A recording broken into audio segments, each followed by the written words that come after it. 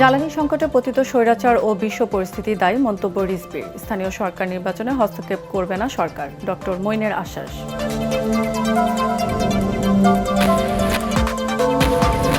Gas সংকটে এক মাসে ৩ শতাধিক কারখানা বন্ধ। সংবাদ সম্মেলনে বিকেএমইএ জাতীয় গ্রিড ব্যবহারের সুযোগ পাচ্ছে বেসরকারি বিদ্যুৎ কেন্দ্রগুলো।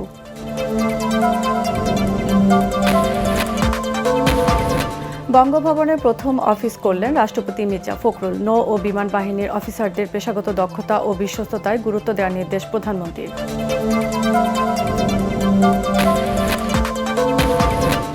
বর্তমান সরকার ফ্যাসিবাদী আওয়ামী লীগের পথেই হাঁটছে জামায়াত আমিরের অভিযোগ। অমীমাংসিত ইস্যু সমাধান ছাড়া প্রধানমন্ত্রীর ভারত সফরের বিরোধিতা নাহিদ ইসলামের।